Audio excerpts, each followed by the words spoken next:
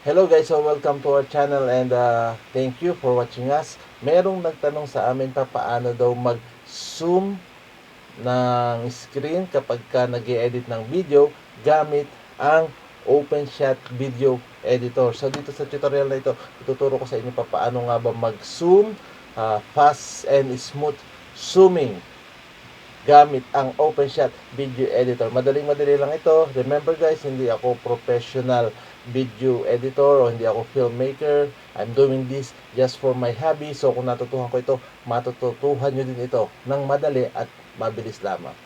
Watch nyo ang kasunod na video.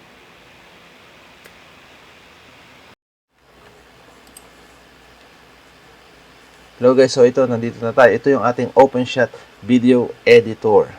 So, gagawin lang natin, magda-drop in lang tayo ng file.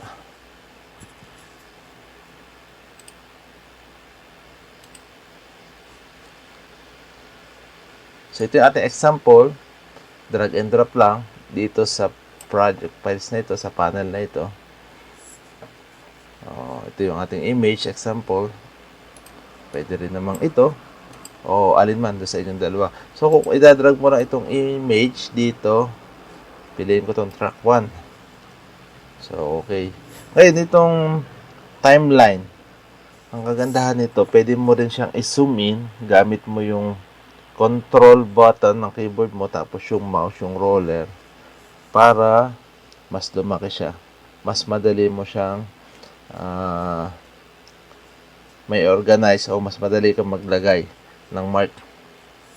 So, halimbawa, itong picture na ito, gusto ko siyang i-zoom in pagdating dito sa 4 seconds. So, ito yung timeline natin. Pipili ka lang kung saan mo siya gustong i-zoom in. Dito. Para mag-zoom in, gamit itong properties tab na ito, hanapin yung scale. Scale X. Gusto ko 4. Scale Y, 4. So, ganyan na siya. Play natin. So, ganun siya mag-zoom in. Let's take for example, lang gusto ko namang i-zoom in yung parting itaas, hindi itong gitna. Kasi yung focus natin, nasa gitna. Ano isang pwede nating technique na gawin? So, itatapat nyo lang itong marker na ito, doon sa green. Tapos, hanapin nyo yung location.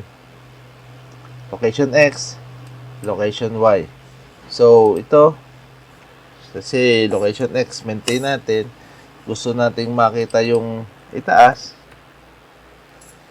Negative 1. O, baliktad. Ito doing, ayun. Masyado mataas. 0.8. Yan. So, replay natin. Yung taas na ang i-focus niya ngayon. So, halimbawa naman gusto natin medyo i-move na konti, location X, 0.3. Ayun, yung manggas naman ang i-focus niya. Oops, mali. Ulitin natin. Dapat tama yung pagkakatapat. So, ibalik natin to sa default. Yun yung kadalasang pagka medyo nagmamadali, yun, nalilimutan na. So, lagi yung tatandaan yung marker. Mahalaga yun. Ayan. So, replay natin. Ngayon. Okay? Ngayon, ang gusto ko naman, merong masyadong mabagal yung pagsusum. Kasi, lalo pagka ang gagamitin natin ay video, entire video na siya, hindi siya image. So, gusto nating i-zoom yung certain part ng video. Paano ba yung technique para fast and smooth, hindi ganito kabagal? So, kung napapansin natin, habang ginagalaw natin, nababago yung location X and location Y niya. So, para mas mabilis yung timing nung pagsusum niya, hahanap ka ng pwesto dito, 2 seconds, 3 seconds, perhaps dito, mga 0.5 seconds sa gitna. So, lalagyan mo rin siya. Iseset natin yung location X as 0, location Y ay 0 as default.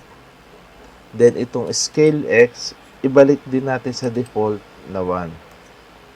Para yung effect niya, dito lang mangyayari sa time frame na ito.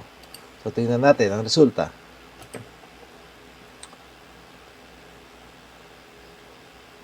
Yun. Ganun siya. Di ba? Madali lang. Ngayon, paano yung kasunod? Gusto ko siyang i-move naman yung zoom sa kabilang side naman. O, halimbawa, dito sa 8 seconds, gusto ko namang i-move yung zoom.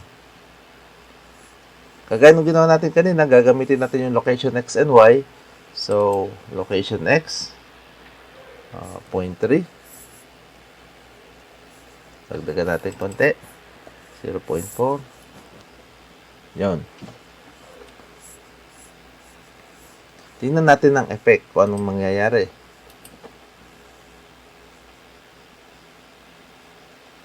Yun, kung napapansin ninyo, hindi siya smooth. Gumagalaw siya, kagaya nung nangyari kanina. So, ano yung fix doon para matanggal yung paggalaw niya uti-uti? So, dito pa rin, ulit, 5.5 seconds, magseset ulit kayo dito. Ano naman yung iseset ninyo ditong effect? Sa location na ito. Yung original, para hindi siya gumalaw sa time-lapse na ito. So, ano yung nandito natin? Tandaan nyo lang, 0.3, 0.8, at 4 ang scale.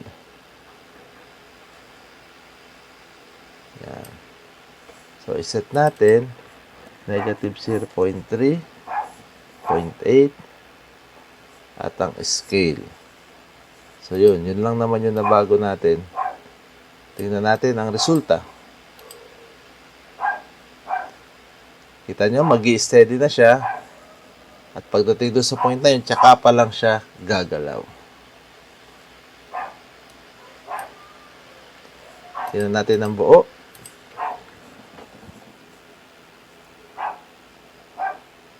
Zoom.